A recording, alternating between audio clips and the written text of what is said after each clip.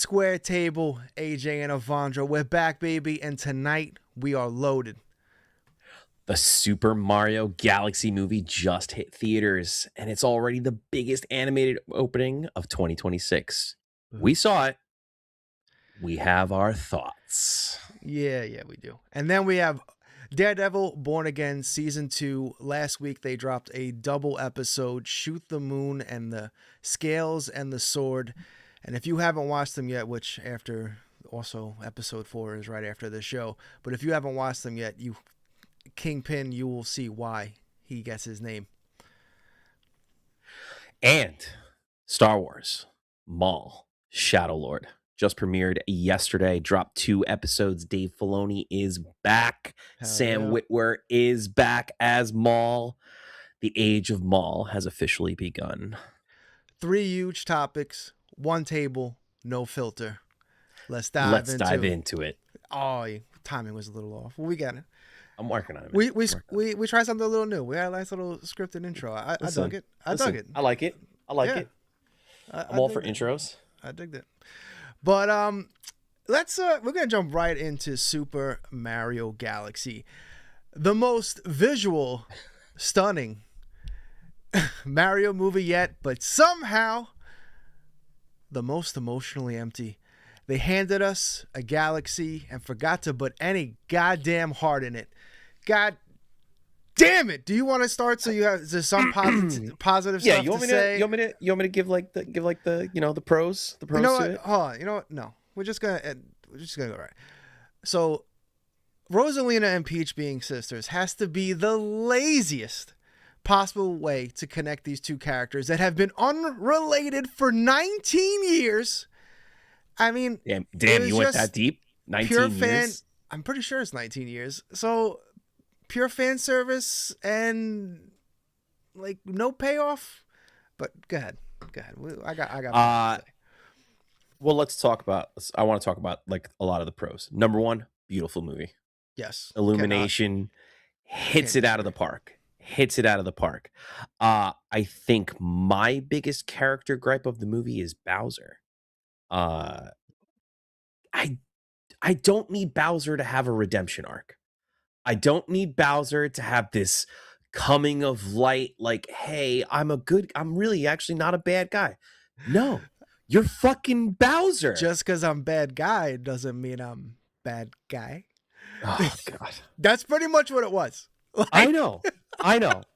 It bugs me because, like, I felt nothing for him. I'm just like, dude, like, I get it. Like, you're small, you have anger issues, but you're trying to do better. Like, fine. I get that.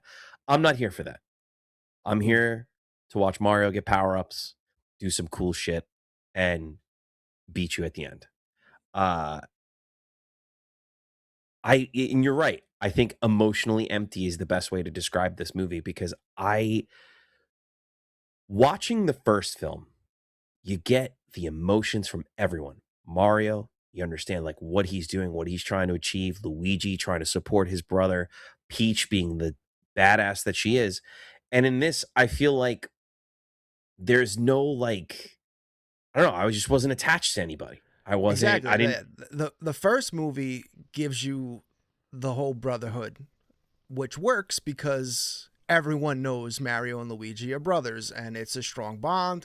You have all the good old Italian stuff in there too. Brooklyn, like the dinner, especially Brooklyn, like for guys like us, like we get it. Yeah, but we get it. This one they tried to basically do like a sisterhood thing with 2 characters that people like. You know what I mean? Like it's 2 characters that aren't sisters. No one's going in. Like you put Galaxy in the title, and then you made Rosalina a background character. Like, yes, and I don't want to hear like too.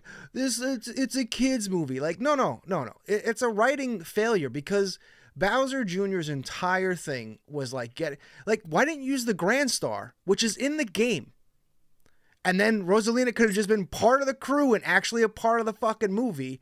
But instead they were like, no, we're just going to put her in a glass box that I don't know. It was just... She had maybe really 4 or 5 lines the whole movie.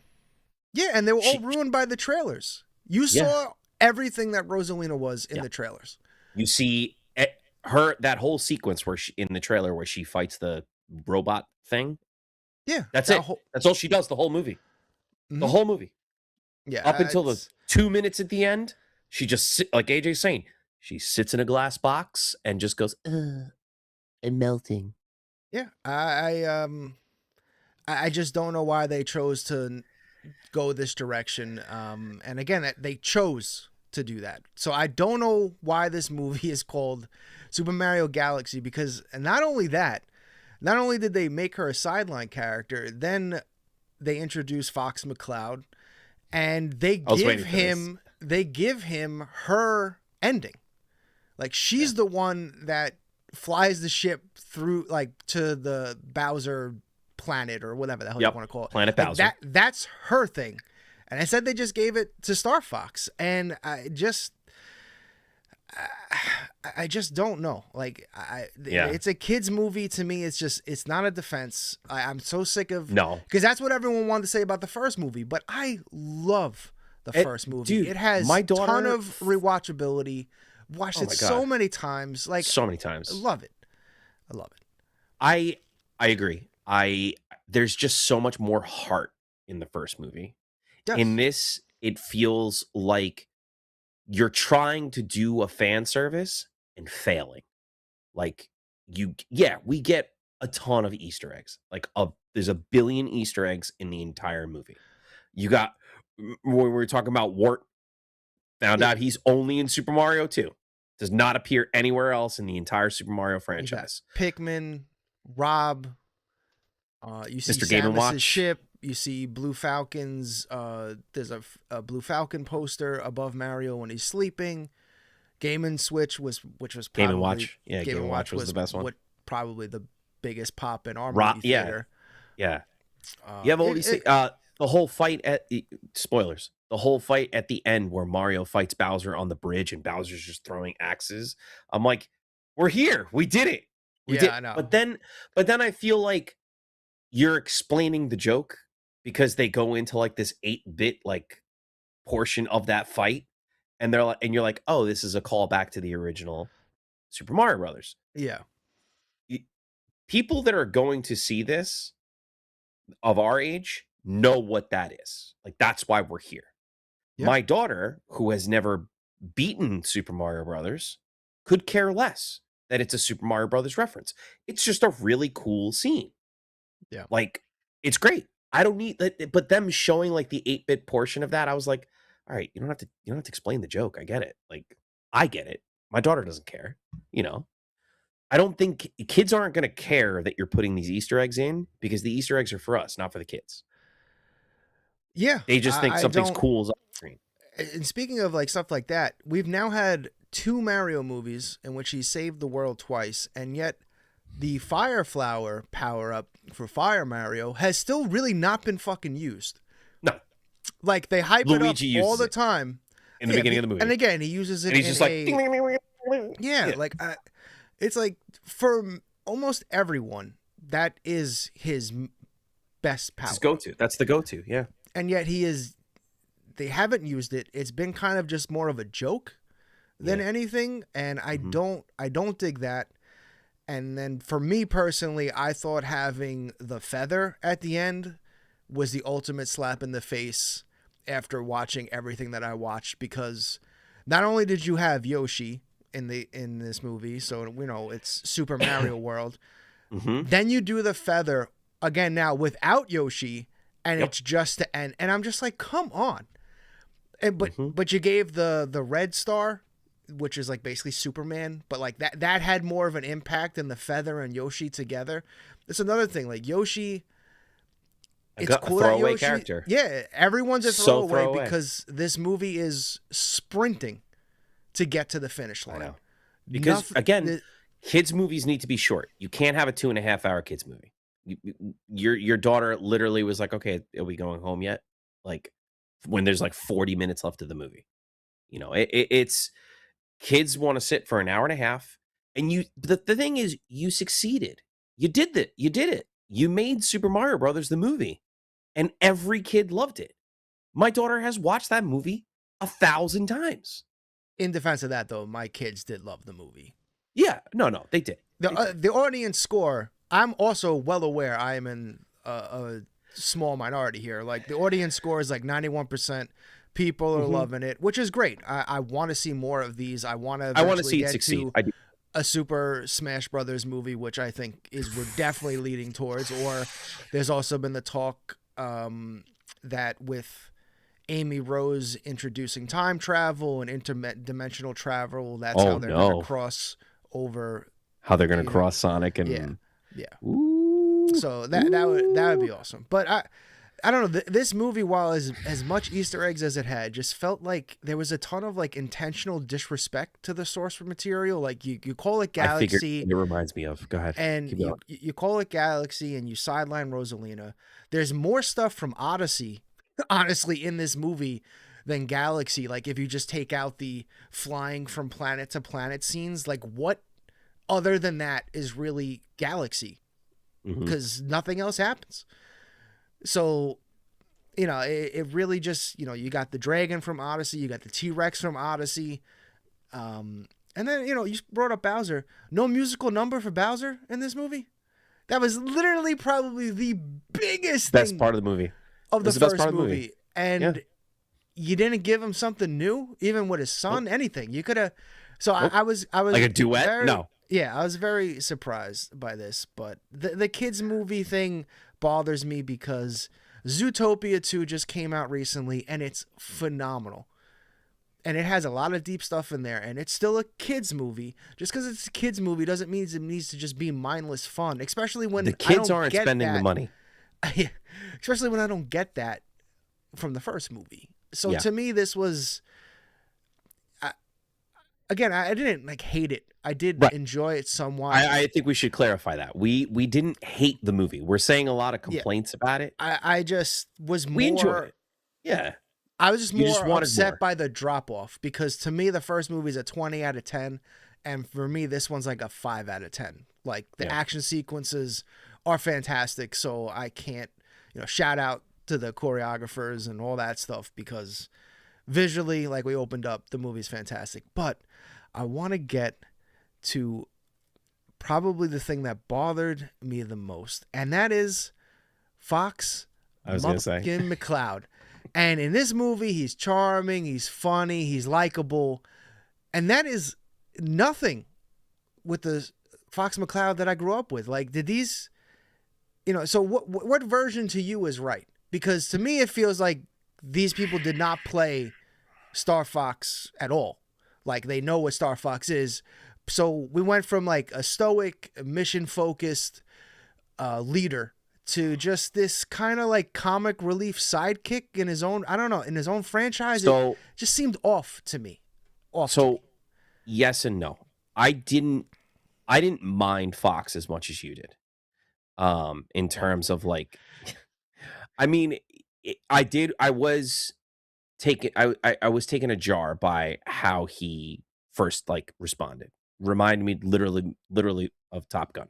It's like, oh, okay. Yeah, like but I get it. It's not his movie. This is more of he is meant to be a side character. He's not a main character in this. And I understand that. I think you and I just wanted more from Fox. Like I just wanted Fox. Him to be more like Fox. I don't care. Like, it had nothing to do his with personality didn't bother me. It had nothing. As it bothered you. Yeah, it had nothing to do with what he did or his involvement in the movie. I do think it's absolute bullshit that you gave him, like, you put him in the movie so he can have Rosalina's scene. I don't know. I wish he did more than just like. Yeah. I was watching that and just going like, well, that's Rad Reptile does say he did a barrel roll. He did do a barrel roll, but many barrel rolls. Yeah, that. The soundtrack to this movie just as fantastic as the first one. So good. But yeah, I don't know. I guess the real question is like, did they write Fox this way because it fits the movie, or did just none of them writers actually play any of the fucking games? That's kind of how, like, to me, it just like, well, how do we want Fox to fit in this universe? And they kind of just did that. Yeah. Oh, Yeah, also, I are you a team he has amputated legs, or are those boots? What's your take thought they always were been on Star? boots. Hmm. Is he supposed to have amputated? I've never heard this before. That's, I mean, it's been. That's the theory in this movie, or in No, general, that's Fox the has theory in prosthetic general. legs. That's the theory in general. Yeah. People really think Fox has prosthetic legs. Yes. That's, I mean, you recall the original puppet, like from the original Star Fox media or like stuff, the SNS, or yeah, like all of that. They were all done like with puppets and everything, and you can kind of get that vibe from it for the way they look like stuffed in. Like, they don't look like boots; they look like those are his legs. I mean, well, they make it a point in the movie where Toad is looking at his boots. And oh yeah, he's like, my boots are awesome or some shit. Yeah, I know. Yeah. I've never heard this theory before that Fox has prosthetic. And has it ever been? It's never been confirmed. I don't think so. I mean, if anything, they just confirmed right in this movie that they're boots. Yeah, I guess maybe that was the Easter egg. I didn't even see it. Maybe that was the Easter egg. But yeah, Fox was I didn't even see it. The biggest disappointment for me. Just one, I don't know why they released that character poster like a week before the movie. That would have been great to see him as is. Instead of expecting to see him. I would have appreciated a more of a like subtle nod in the very first like teaser, or like in the first official trailer. Like, just give me a nod to him, and then the final trailer, like, have just a profile of him or something, instead of just these like, oh, confirmed, Fox McCloud is in the movie. Confirmed, played by Glenn Powell. Like, yeah, I know. It's like, I was like, okay. And then again, as a father of two young girls, and I watch a lot of kid movies, but face it, I watch a lot of kid movies whether I had kids or not, because I'm a giant fucking kid myself. You know, this movie to me stole a lot of just things that are from other, like, to me, Rosalina and Peach being sisters was like, wow, you want your own Frozen. Then the Rob joke, it was great to see Rob, but it was just the sloth from Zootopia. Like, that's how that scene played out to me.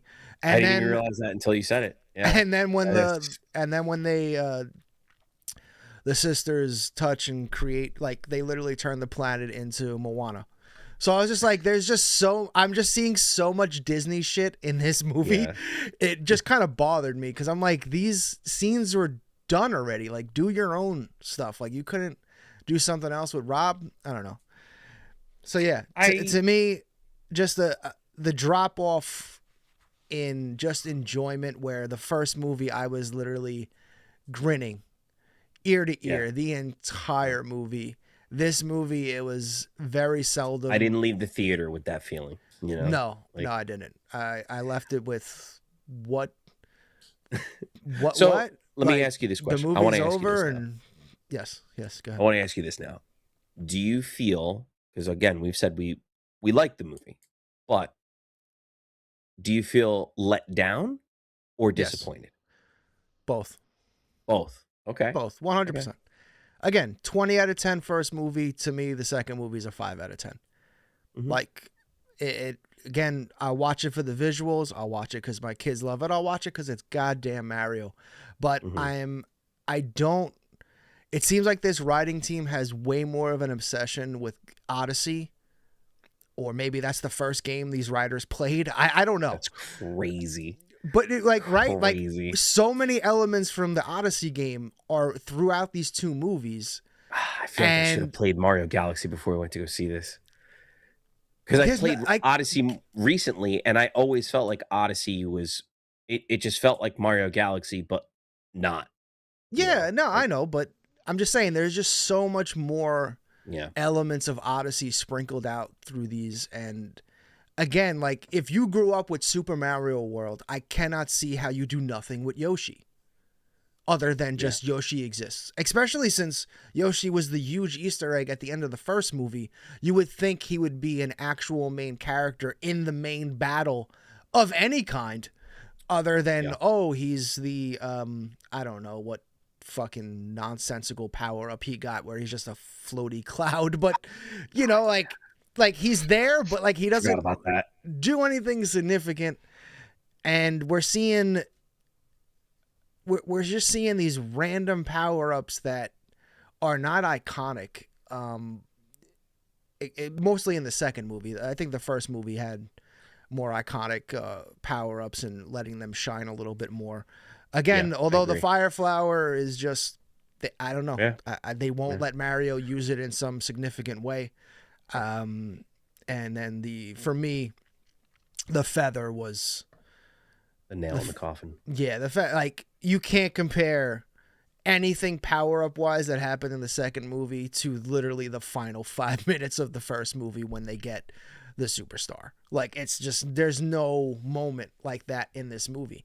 In fact, that's probably my biggest disappointment, is like the movie just kind of ends. Like, there was no I agree. Oh man, what a payoff. Like, nothing. Like, them being sisters wasn't a payoff, because most of the movie I was like, please don't make them sisters. Don't make them sisters.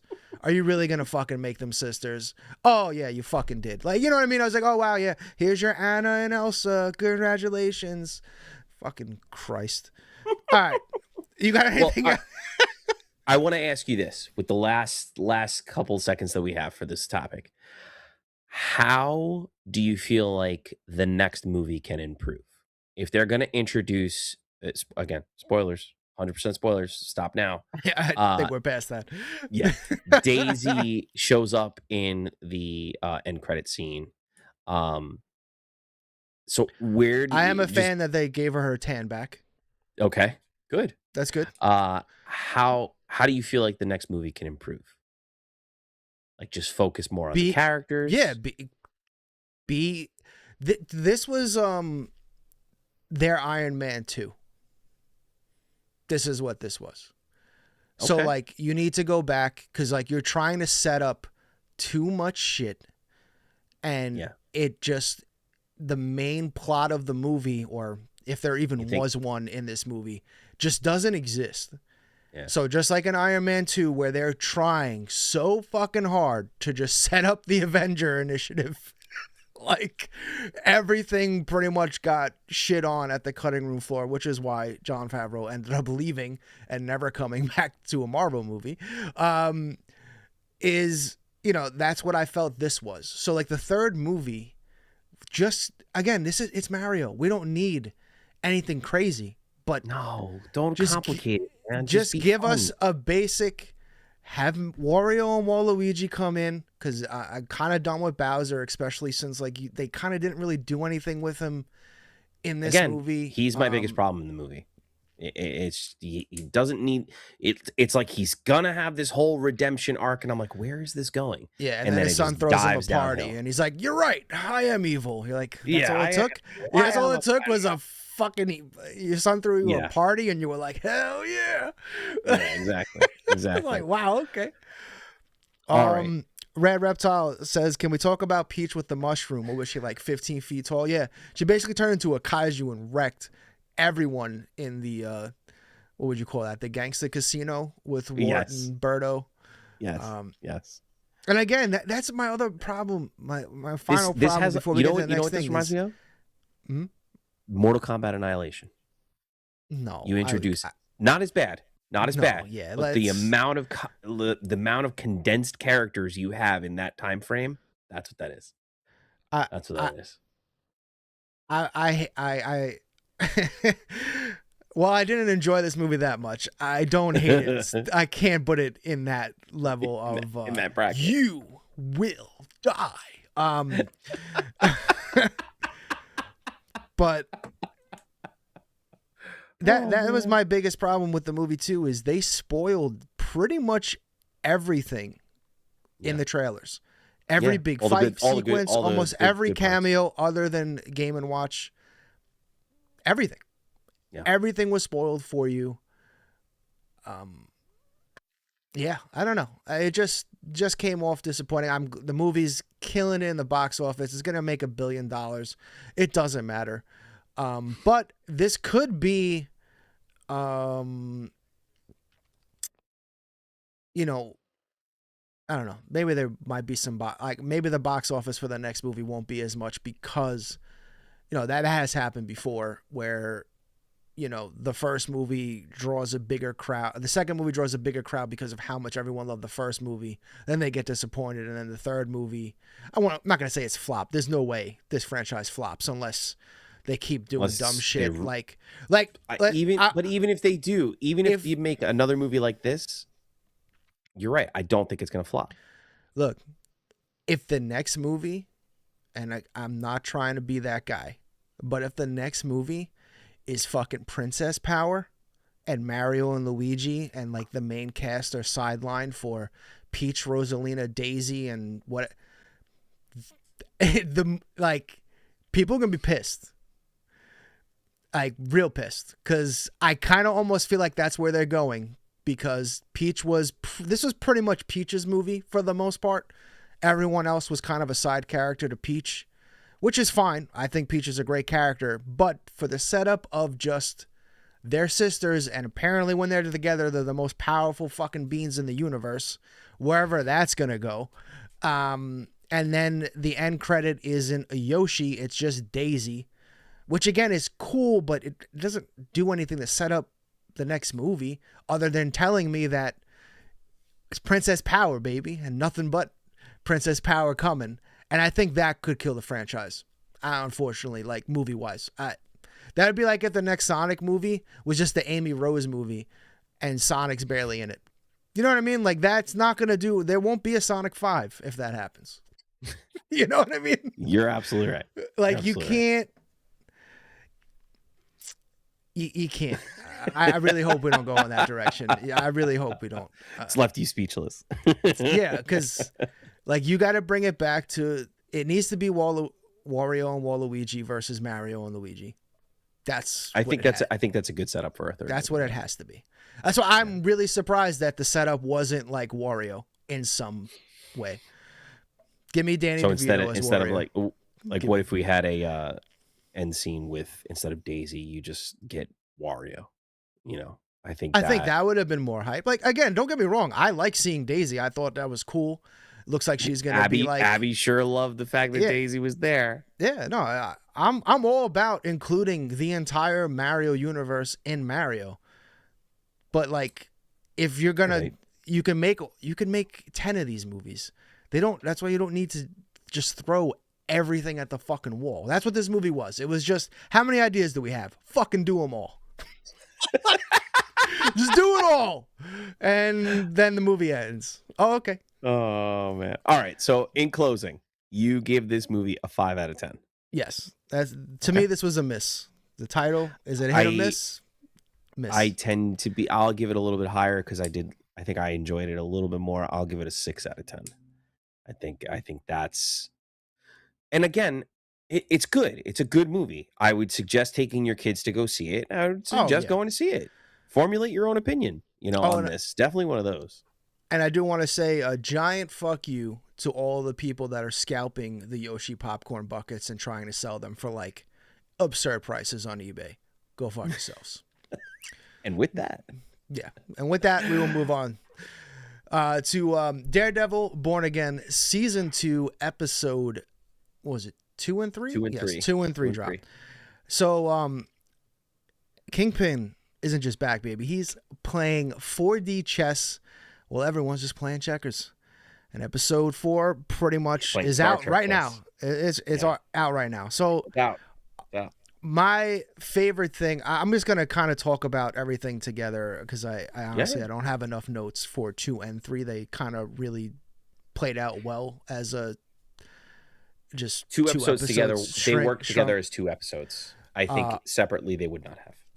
But go ahead. So because on our review of the first episode, we brought up and talked about how come Fist doesn't just flat out reveal that Daredevil is Matt Murdock.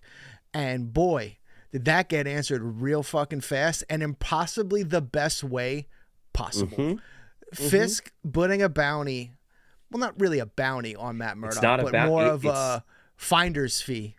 Yes. Help us find Matt Murdock. So you get all the people that are pro Fisk wanting to find the hero. And then you have all the fucking haters of Daredevil. Also, it's just like 4D chess. Well played, sir. The fucking Kingpin Indeed. Um, and then, just when Matt and Karen, who we were talking this at your house the other day, Karen is. It feels weird. It feels awkward. Karen just kind of sucks, man. She just kind of sucks, and I really like the actress, but yeah, I don't know. Yeah. I think she's turning more into Frank Castle, and that's going to kind of be the catalyst at some point because she's kidnapping people. She wants to kill people. She's kind of like, whereas Matt is very much still about the system, as kind of stupid as I'm more of a Frank Castle guy. Like I'll be honest, in terms of that, it's the system. The system's fucking rigged. But this is what. So you say you're more of a Frank Castle guy. That means you like the Punisher. Okay. Yeah. I think the best thing Marvel has ever done is, I won't say like the best thing, but I like the idea of it. They created a character that literally is a flat out murderer, but he only murders bad guys. Murders bad guys. Yeah, it's why Thanos is such a good character. There's the Thanos, but he's also. But the thing about the Punisher, and I always go back to this comic when they first did Civil War, the original run back in like 2006, whatever it was, so 7. There's a panel in the Punisher comic. I think it's the Punisher comic, where Captain America is talking to him face to face. I think they're on like a carrier and they're talking. And he's like, well, we're trying to do something against this, blah, blah, blah. And he opens the door to a conference room, and seated in this conference room is a whole bunch of villains. I think like Bullseye's there or somebody's there. There's just a bunch of villains. Mm-hmm. Frank literally draws his guns and murders all of them because in that meeting, Captain America was going to create an alliance against what was happening. And Frank just murders them all. And Cap jumps right in, beats the shit out of him, and he doesn't fight back. And, he says to Frank, like, why don't you fight back? He goes, I'll never fight you. Why would I fight you? You're Captain America.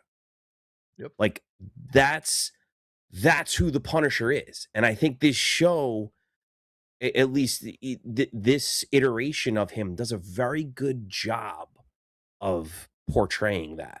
Yeah. And why him and Matt have this dynamic, because it's not like Daredevil's not violent. If anything, I think he's overly violent. He just doesn't take it to that 11. The funniest thing about Daredevil and Batman is they won't kill people, but man, you're gonna fucking wish you were dead. They're going to beat you to the point of like, you probably will never walk again. You might not breathe right ever again. Like, so you're absolutely right. They won't kill you, but you might just wish they did. You might just wish they did. Yeah, you might. Maybe just wish because there's still a chance you might get feeling back in your fingers after he completely overextends your arm and snaps your bones. Especially this season with Daredevil, he ain't holding back shit. He's no fucks. None. As a sound guy, hearing the sound effects of his fucking baton just hit the guy in the head, it's not just like a thunk. It's like, it's crunchy. Like it's squishy and crunchy all at this, like exactly what you would imagine being hit with a steel like pole. Yeah. It sounds like to the face. And every time he throws it and every time it makes contact, I like cringe just a little because I'm like, oh, I feel that. And I think that says a lot to, number one, how they're writing this character and how they're portraying how violent he actually is. Number two, the sound design behind these episodes, whoever is doing it, is a fantastic job, sir. Or ma'am, whoever. You're doing a great job. Please keep it up because a tip of that. Because it really adds, I think having such good sound effects, especially when he's fighting, adds to the violence of him and really is the grittiness of him. I like the direction that this show is going. I think it is a little bit of a slow burn, especially for these 2 episodes. I think it's about to pick up, and we're going to find out As soon as the show ends, I'm going downstairs and watching it. You going out this one? We'll talk about it next week. Yeah. It's I think you're right. These two episodes definitely work well together. I don't think they would have done as well separately because I don't feel like there's not much of the story that moves forward. It's really just you're expanding on what's already there.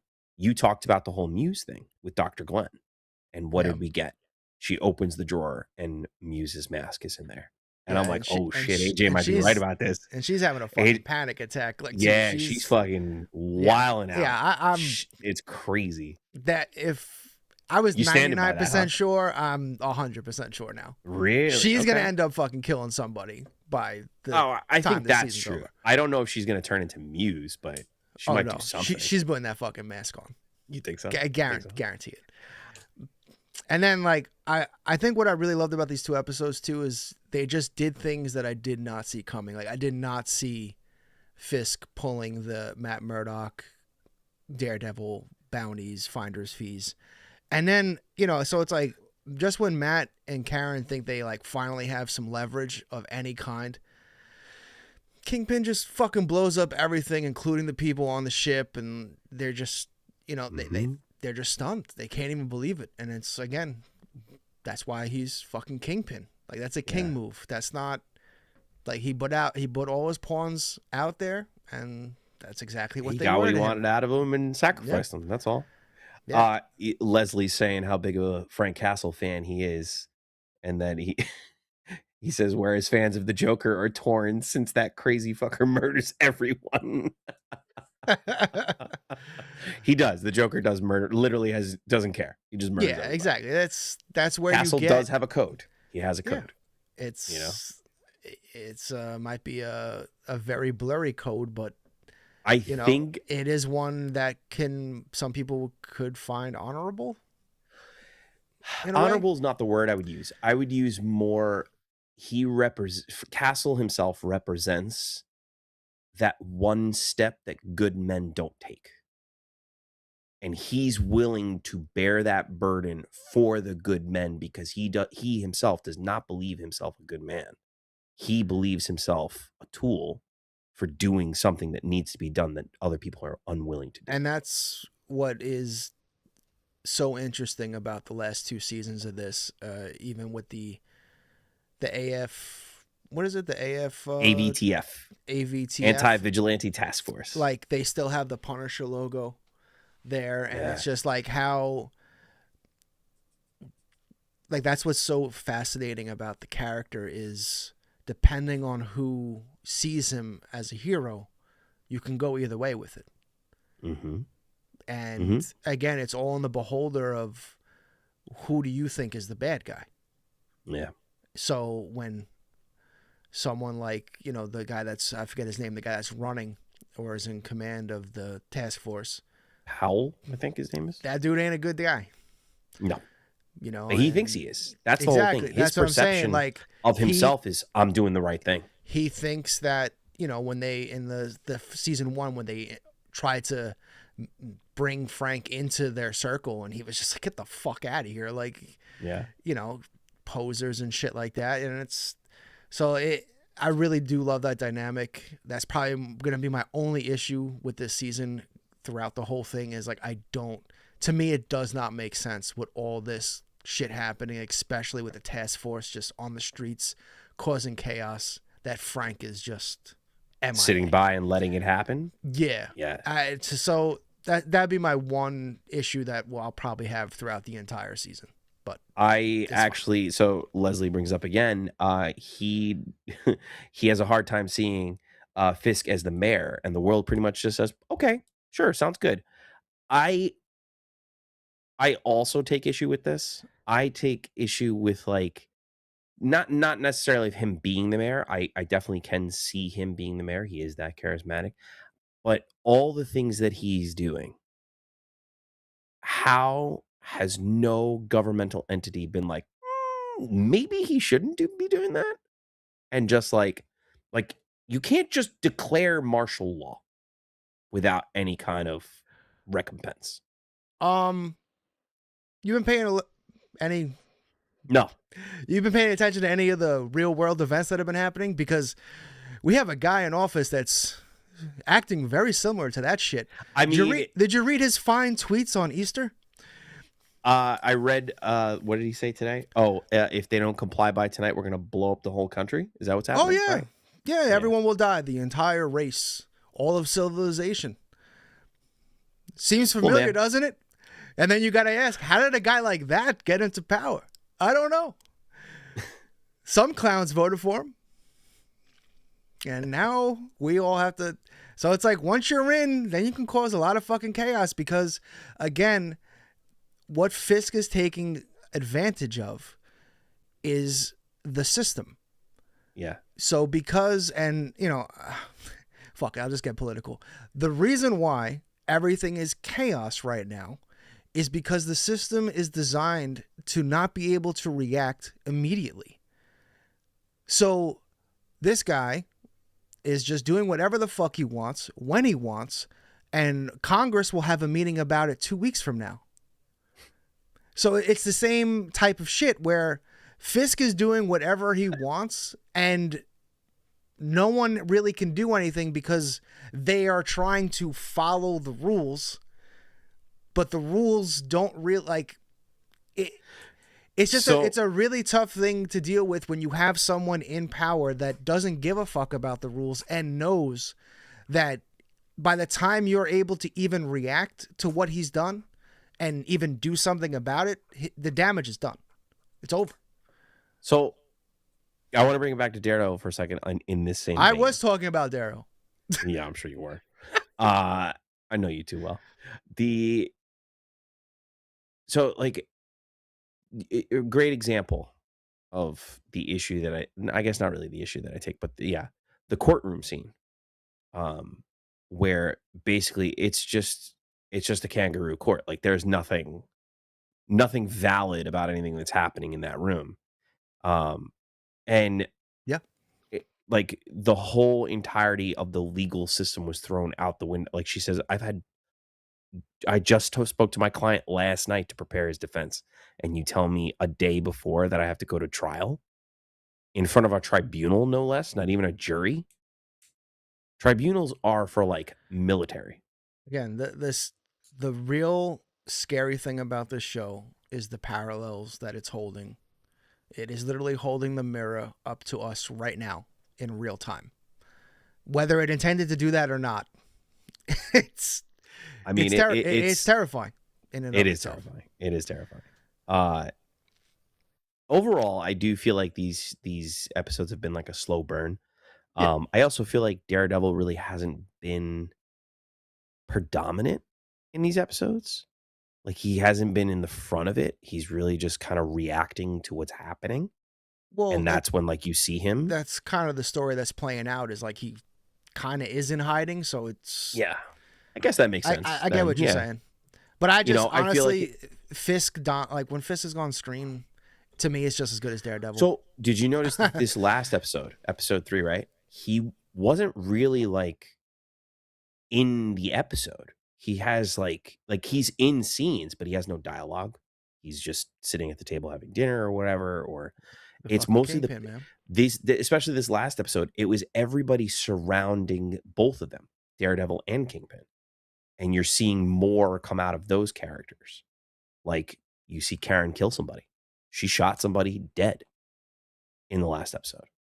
The niece from the what's his name, the White Tiger. Or was that his name? Yes. The White Tiger. The White Tiger's niece takes up the mantle and puts on, the medallion and literally wants to become her uncle. Yeah. You see all awesome. These. I can't wait for her to be White Tiger. What's his name? The deputy mayor. I think he's also. You're seeing like his character like expand and go from this like I don't want to say one dimensional because he's definitely not, but definitely not as he's getting fleshed out. Yeah, he's getting fleshed out. Thank you.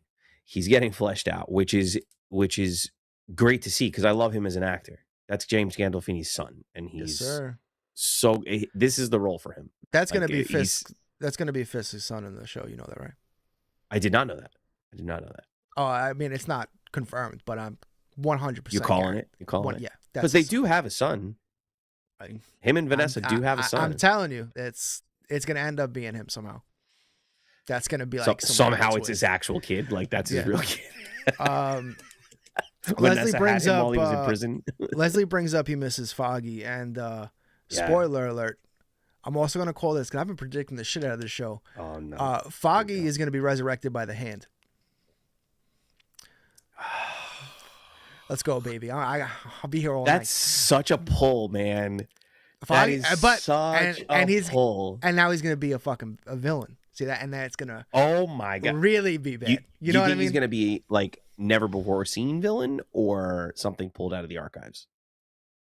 They just do your own thing with it. That's kind of like I'm okay with it. I'm kind of liking that a little bit more, like them creating these new characters, because then you can't have guys like me like, well, this happened in the comics, so this is also very possible. Yeah. Mr. I read the spark notes of comics. yes, sir. Or in graphic novel form. Graphic novel form, yeah. I'll take that. What the hell was I going to say? I had one more point, but it eludes me now. It eludes you now. Oh, you haven't brought up the best character of the show. You haven't said the Swordmaster is fucking phenomenal. Duquesne? Huge shout out to that actor. I don't know what it is, but every time he's on screen, I know. To me, he commands it. He's that guy that just exudes charisma, and it's just like it's so good. And I think people forgot he's from Hawkeye. Yeah, it's the same actor and everything. Like, it's the one connective tissue. Oh my god, you're right. He is from Hawkeye.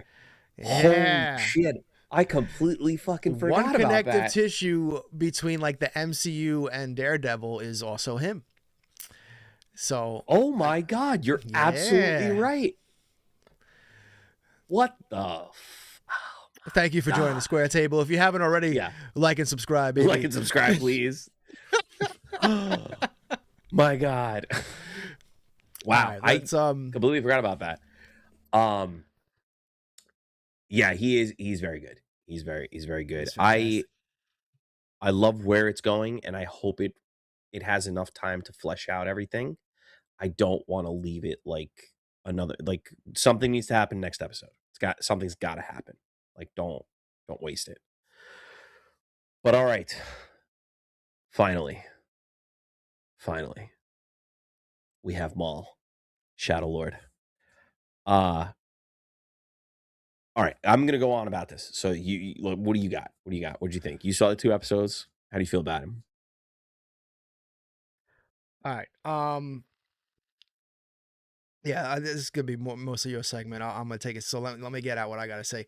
Yeah, so no, get out. 2 episodes in, and Dave Filoni literally is just reminding you why he's the only person to take this damn job over. Like, yes. I'm sorry, what he brings to this, and I've watched a little bit of Clone Wars growing up. I've watched more of the newer stuff now. You've never seen Clone Wars? Not in its entirety. Like in its entirety? No. I know. I've watched all the Ahsoka episodes on purpose. No, that doesn't count. It counts to an extent. Oh my god, dude! Hold on, I don't want to get it too sidetracked here. It's nonsense that show doesn't go in chronological order, and it's just fucking all over the place, and you need to pull up. No. So that was only for the first season. That's the problem. It was only for the first season, and then they were like, "Yeah, we shouldn't do this. Yeah, this is nonsense. We shouldn't do this. We're just gonna fix that." So Dave Filoni just absolutely killing it, and I absolutely forgot, like, Sam Witwer. Is that how you say his name? Yeah, Sam Witwer. Yeah. Dude, he has been so criminally underutilized for years, and dude, this premiere of this show, he's just so good as Maul that every time he's on screen, you're just locked. Every time he speaks. Yeah, that's what I mean. Like his voice, the mannerisms and everything that he has from Maul. I mean, it's incredible. And I'm totally locked in whenever he talks. The episodes were beautiful. I love the whole kind of surface level to this show, where it's more of like a gangster mob story so far. until, he hasn't gone full getting at the Empire. I'm sure he's setting all that up because we were just talking about Kingpin playing 4D chess. I mean, Maul is playing intergalactic chess right now, and so I'm loving it. The Mandalorian for me, I always liked Star Wars. The Mandalorian turned me into a fan, and then I started watching all the other stuff because now I got really interested, especially in Dave Filoni, finding out that he was the guy that really developed all the Mandalorian lore, Mandalore, like all that stuff. So It's all him. He's the It's guy. all him. Like, and if you didn't think that he should be the guy, if just watch these 2 episodes, if you needed somehow more evidence, like this is it, man. I loved it. I absolutely, it's brutal. It's brutal. It's beautiful. It's emotional. So far. Yeah. Emotional. These 2 episodes have more emotional weight than the entire Super Mario Galaxy movie. So I want to. Is that everything you got? Yeah. Take it away. Go nuts. So I want to give you some context. So this show takes hit me. place 1 year after Revenge of the Sith. Okay, so the Empire is just established. It's not really like got its hooks in like it does in later years. This is still, that's why like the the cop in the show is like, nah, I don't want to get the Empire involved yet. I just want to, it's a local matter type of thing. Why do we need Imperial, oversight? Okay. Maul as a character, I remember vividly when Star Wars Episode 1 came out and you saw that double-bladed lightsaber ignite for the very first time. No Star Wars fan ever had ever seen anything like this. Lightsabers were blue, green, and red. That's it. Those were the lightsabers. And then this guy shows up and a second fucking blade pops out of the same hilt. I fell out of my seat. In my little 8th grade seat. Fell out of my seat. And fucking music. Oh, Duel of Fates. John Williams just is perfect in every way. So you see this character for the first time, and I'm thinking to my like things are going through my head. I'm like, is this trilogy's version of Vader? It's all this, and then he dies at the end of the movie, and I can't tell you how disappointed I was that he died at the end of the movie. In an absolute, silliest slow motion jump scene it's like, so here we got guys that are force running, force jumping, deflecting a bazillion laser shots. But boy, this jump, this guy's gonna get just cut too in half much. and fall. Yeah, this jump's too much. just to give you a brief history of what happens after that, in Clone Wars, they find Maul, and he like ends up in a trash pile, and his whole bottom half becomes robotic, like, and he looks fucking feral. His horns are huge. He's got spider robotic legs, not 2 legs. And he doesn't remember who in the show? In Clone Wars, the show. Oh shit! Canonically, this is what happens to Maul. So, and then he actually remembers who he is, what planet he's from. He ends up, you find out he's from the same planet as the sorceress chick in Ahsoka, the live action. Dathomir. He is from Dathomir. He has a brother named Savage. Get it? Savage. Maul. Savage. Get it? Do you get it? You got it? You got it? All right. Yeah, sure. Okay. And they do a whole big thing. Again, so this, and just to give you a little bit more context, this is, again, Dave Filoni, how he connects everything together. Maul incites the Mandalorian rebellion on Mandalore, the Civil War. And that's where he fights Ahsoka and does all these things there. And so in this show, it seems like he's already established a connection with the Mandalorians. Yes. Especially because the planet of Mandalore doesn't exist at this point. It has been completely ravaged by civil war. So that seeing that connection there, seeing Mandalorians again is awesome. And the main point on this show, number one, it goes to show you how deep of a character Maul is. Like, he's not just this one-dimensional character that they created for episode 1, which I think that was his original iteration. That was what he was supposed to be. Like, just this random Sith Lord that dies at the end of this movie and to never be seen again. And Dave Filoni's like, hold my beer. And basically creates one of the greatest, I'm going to say it, one of the most beloved villains in Star Wars history. And that is only added to the fact that Sam Witwer gives this character such life and such depth in his performance. Absolutely. And they keep calling him back. And he's like, I will play Maul till the day I die. I will be content with my life being, because he's a huge Star Wars fan. He's like, this is more than a dream come true. And because he loves this character so much, he puts so much effort into everything he does with him. We need Star Killer. Bring him in. He's ready. Sam said he'll do it. He's like, I'll do it. But I love when you say like the surface level stories of this. I was gonna say I love these smaller scale stories that they're telling. You know, it doesn't have to encompass the entire galaxy. It doesn't have to encompass the entirety of the Empire. Like, oh, it's not me versus the Emperor. No, it's Maul basically out for revenge against a syndicate groups that have betrayed him. And you get how visceral and how like you're saying, he's playing 4D chess here. Like, he is playing galactic chess. And Maul never strikes you as like that kind of superior intelligence. And anytime you've seen him in Clone Wars, and he comes back in Rebels.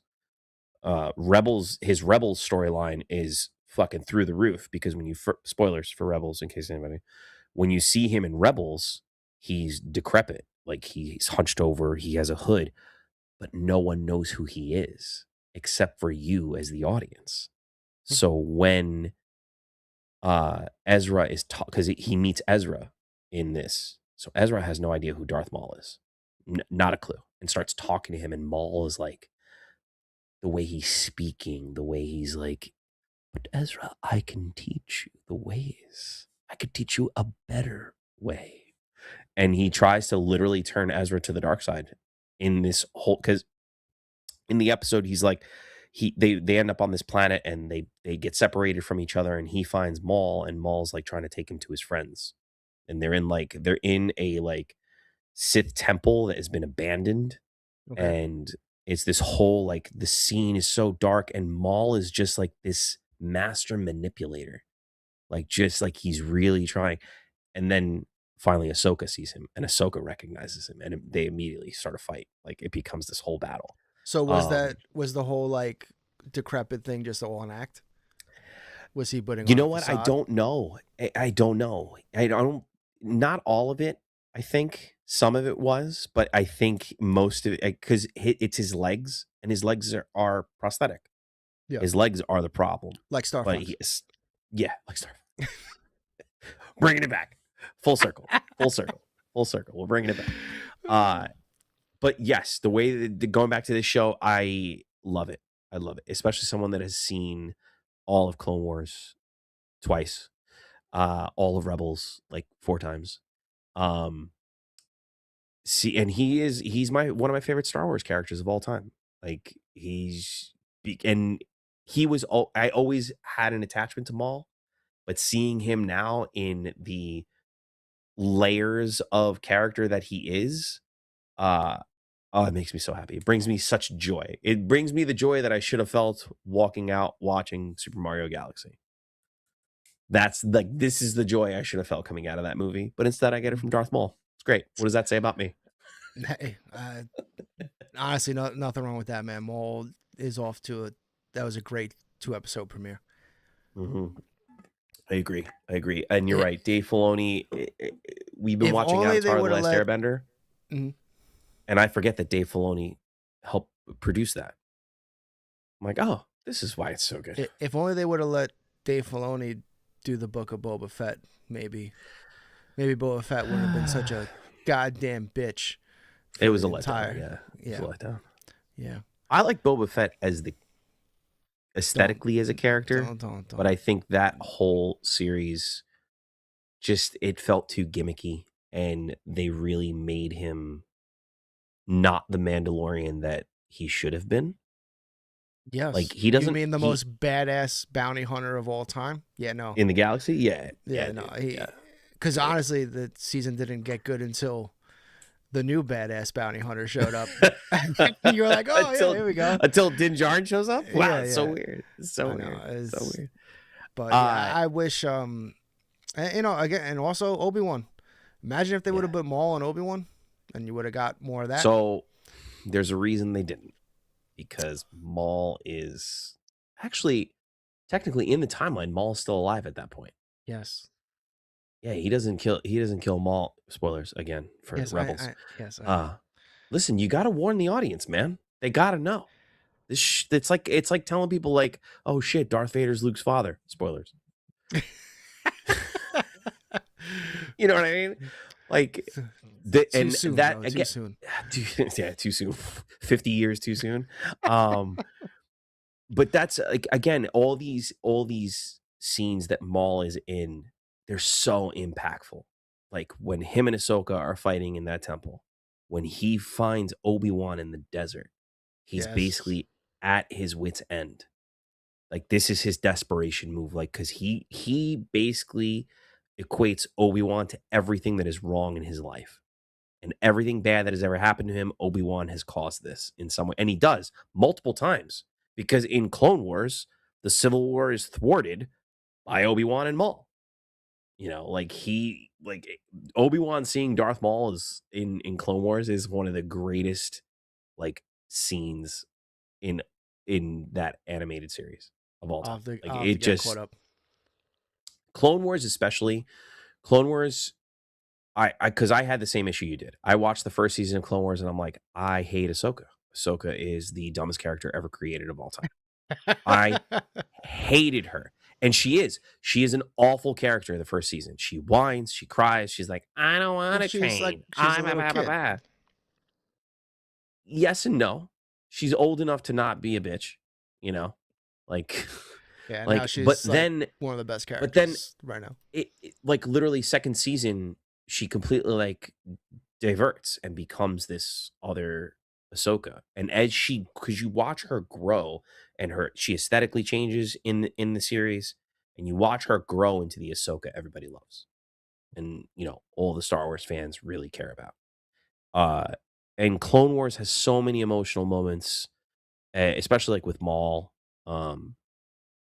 like the whole Mandalorian Civil War that takes place. Obi-Wan, it's such a it's a very political arc in the series where they're trying to.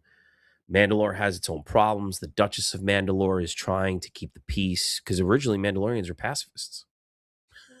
The original Mandalorians were pacifists. Wow, talk about Under 180. Duchess Satine, they wanted to be pacifists, and then the Night's Watch, which is where apparently Din Djarin's what do you call it, covert comes from. They're a branch of the Night's Watch. The Night's Watch is the ones that cause all these problems for Mandalore. They're like the zealots, and So they that's believe why in Mandalore of old. that's why Bo has such a hard time with him being like the one. Well, as soon as he refuses to take off his helmet, she knows what he is, and she literally is like, Fuck this guy.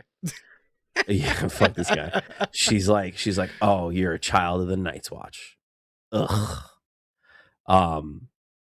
Yeah, it's it's amazing because you see Bo multiple times. She shows up again in Rebels.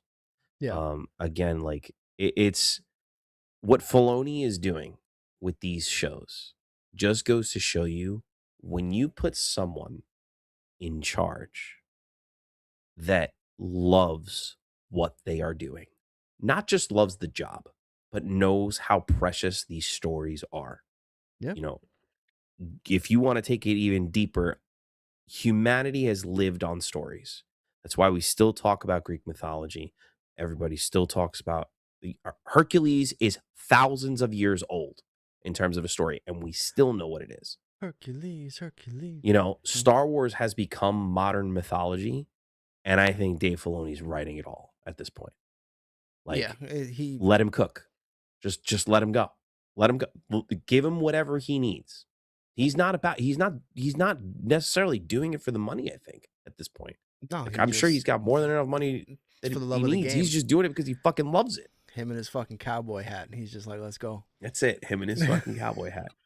I am excited to see where this goes. I think the 2 episodes are basically, I'm going to say they're 10 out of 10s. Yeah. Like, everything about them is perfect. Everything about there's enough mystery going on where, like, okay, what is this random reptile Jedi guy? Like, who is he? Yo, I forget the guy that does his voice, the Allstate guy. Fantastic. Oh yeah, that is the Allstate guy. In the episode where he predominantly uses the Force, you are in good hands. You are in good hands. Indeed. Well, I think that about wraps it up for tonight. Yeah. Right? Yeah. Yeah, definitely. And yeah, my closing thought would just be hopefully the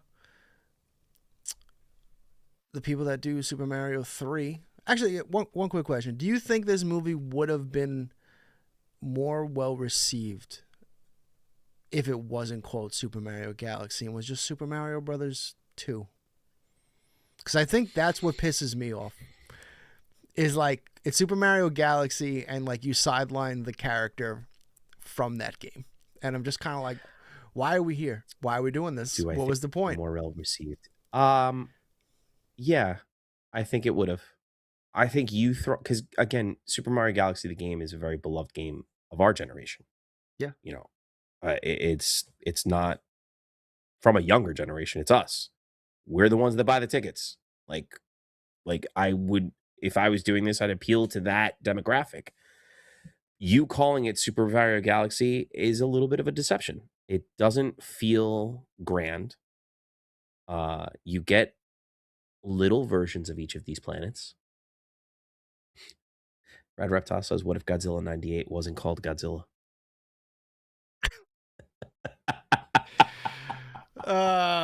Giant reptile monster? Is that what we're just going to go with? Giant radioactive iguana? It could have just been a remake of 20,000 Leagues Under the Sea, too. Could have just been that. I mean, yeah. That's all it could have been. It could have just been that. Oh, man. But I guess. Got me. Yeah. Yeah. But, yeah. It was good. Yeah, good show, man. Good show. Yeah. Gonna go watch Daredevil episode 4 right now, and then call it a night. Yeah. So, but thank you everybody for joining us. We appreciate it. I'm glad some of you love hearing AJ and I just rant. Yeah, this was a fun one. But all right, everybody. As always, like and subscribe, and be on the lookout for more content from Kaiju Live. Have a good night, everybody. Peace.